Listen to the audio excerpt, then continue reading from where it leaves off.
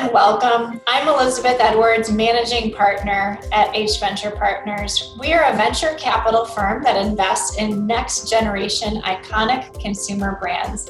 Venturing Out is a new series that we've created where highly successful consumer executives talk about their experience investing in and advising startups.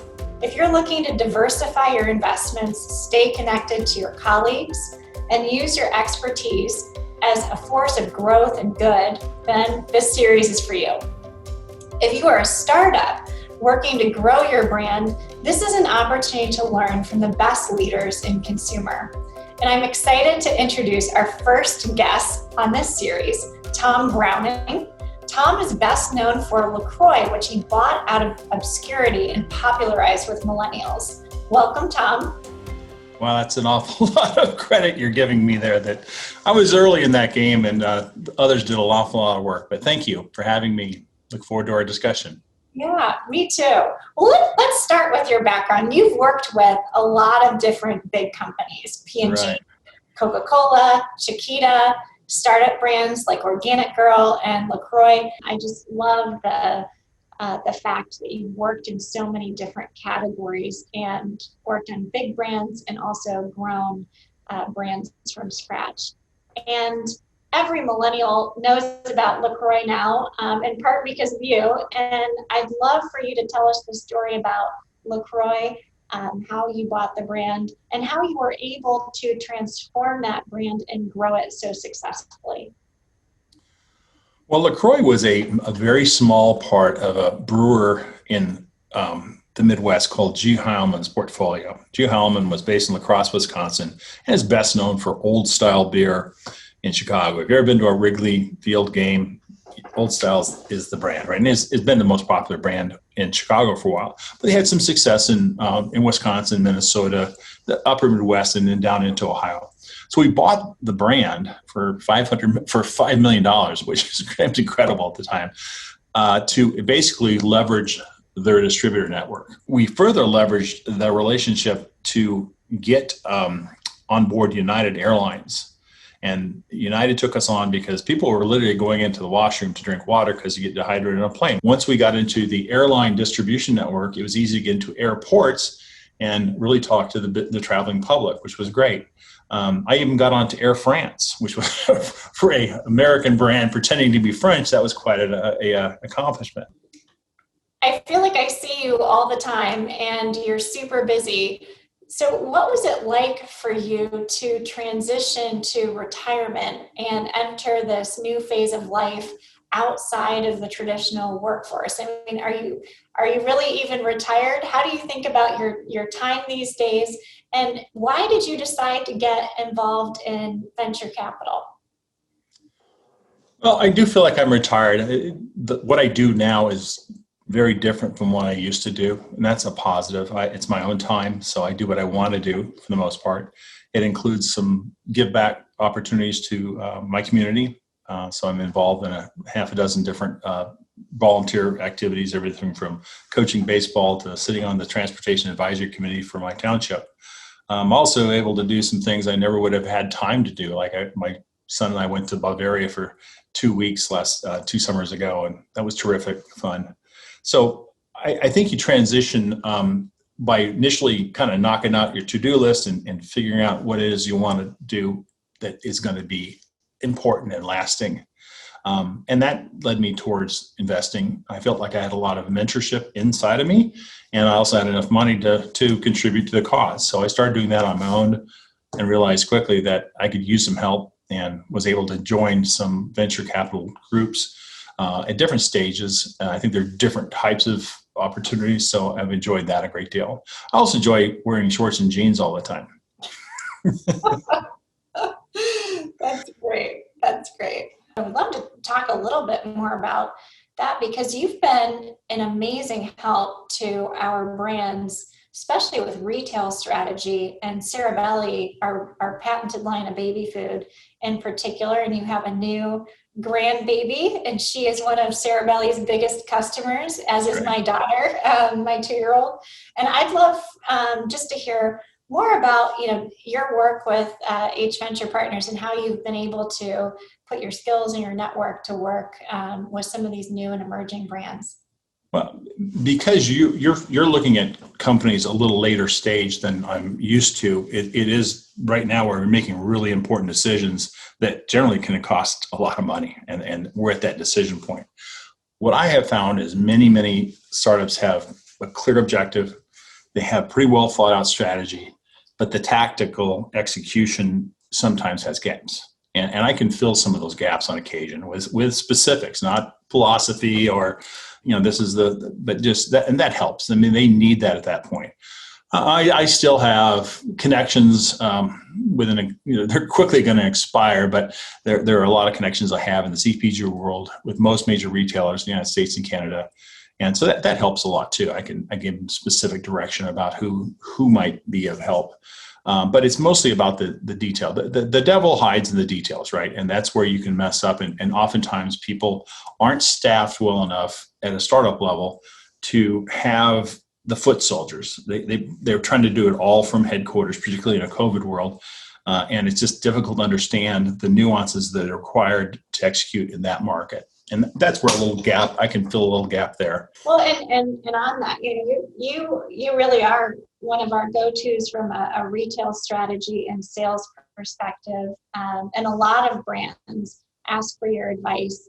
And maybe if you had to generalize, for new brands that are launching in retail, their first retailer for the first time, what advice do you give them? Set yourself up for success. That's the main thing. You don't try to overreach just because you have a chance to sell Albertsons or Wegmans or something. That may not be your best first customer, because you are going to make mistakes. You don't have it all worked out, even though you think you do, and it's all in a pretty spreadsheet. It's not going to happen exactly the way it was planned. So fail, or at least learn at a place that isn't going to create a reputation for your company that's negative, or is going to be debilitating from a financial perspective. So those are some simple things to do. But do come with a stage plan. Geography is not your friend. Stick close to your production location, so you're not having to wear down your margin from excessive logistics cost. And it's also just easier for you to actually be in present in front of the early calls, which you want to make sure are going exactly how you want to be, how they want to be conducted. So that would be some advice.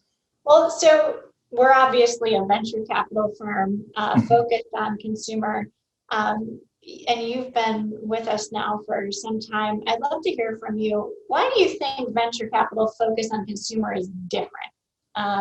What's important about that focus? I think Cincinnati is an optimal city for this because of the activity. The largest traditional grocer, the largest advertiser, one of the largest CPG companies in general, plus a lot of other CPG groups in here.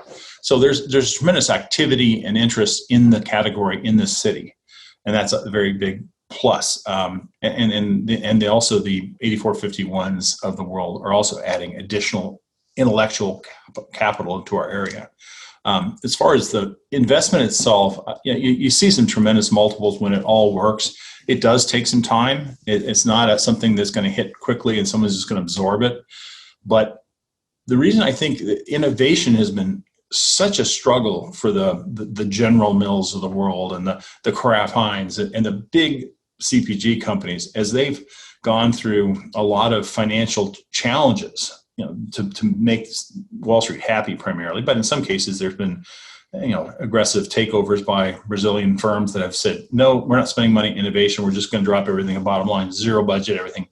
Well, there's no innovation. So the only way to get innovation is to buy it. And if you're not innovating, you're not growing, you're dying, right? So those categories are not healthy without innovation. The retailers are expecting it. And if you don't bring it, it's at your own peril.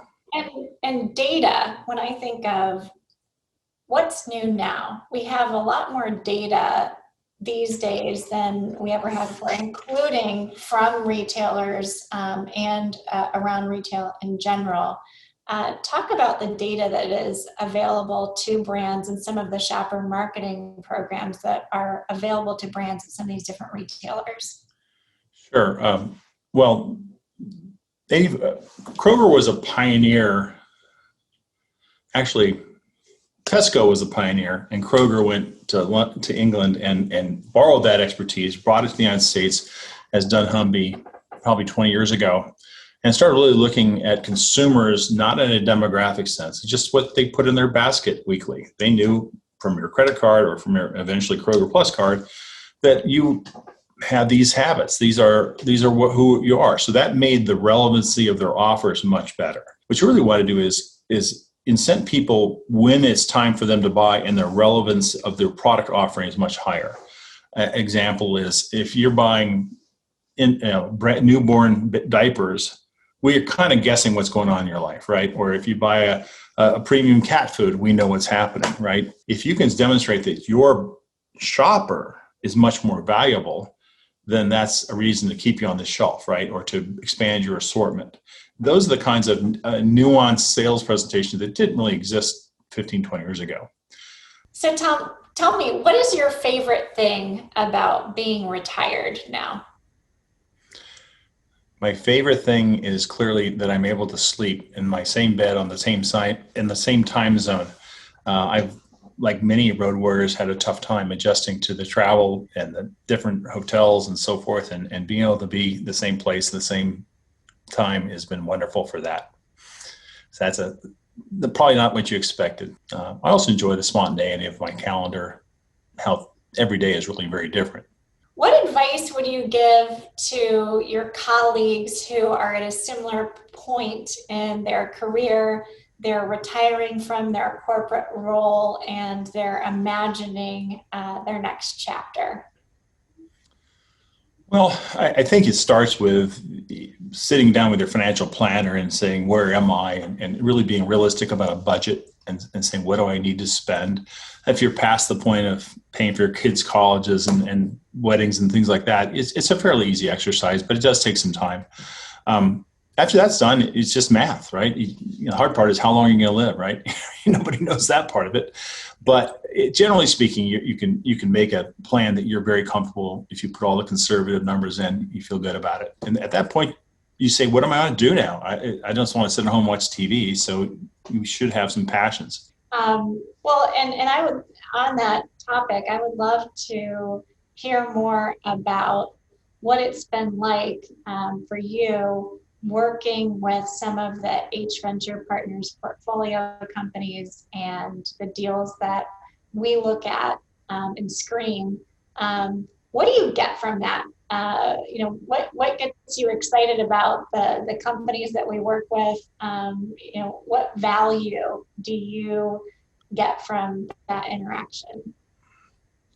Oh, there are free samples on occasion, but beyond that, I just like to help. I mean, I get something from just being able to contribute. I've been listening to a book by Matthew McConaughey called Green Light recently, and I'd like to listen while I walk with my dog in the morning. And he one of his pieces of advice is leave your scent. What he means is make a difference and make an impact that's lasting.